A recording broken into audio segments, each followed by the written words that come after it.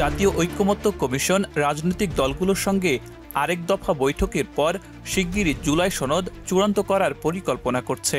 তবে বিএনপি বা কিছু বাম দল যেমন সিপিবি, বাসদ, জাসদ এতে কিছু শর্তে সংশয় প্রকাশ করেছে।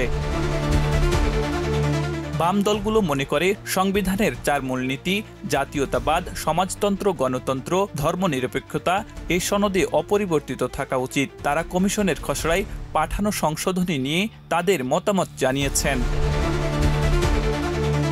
জুলাই সনদের সংবিধান সংশোধন ও আইনগত ভিত্তি নিয়ে বিতর্ক রয়েছে।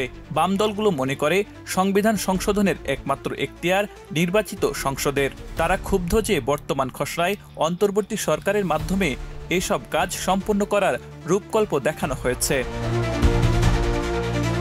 সিপিবি ও বাসদ নেতারা জানিয়েছে, সনদে শুধু যে বিষয়গুলো সবাই একমত সেগুলো অন্তর্ভুক্তি হওয়া উচিত। মুক্তিযুদ্ধ ও অসাম্প্রদায়িকতার প্রশ্নে কোনো আপোষ গ্রহণযোগ্য নয়। জাতীয় ঐক্যমত্য কমিশন জানাচ্ছে, চূড়ান্ত সনদ যে কোনো সময় প্রকাশ করা যেতে পারে। তবে বাম দলগুলোর আপত্তি অনুযায়ী মূলনীতি সংক্রান্ত বিষয়গুলো স্পষ্ট সংরক্ষিত না হলে স্বাক্ষর না করার সিদ্ধান্ত রয়েছে তাদের। আব্দুল হাকিম, প্রজন্ম 24।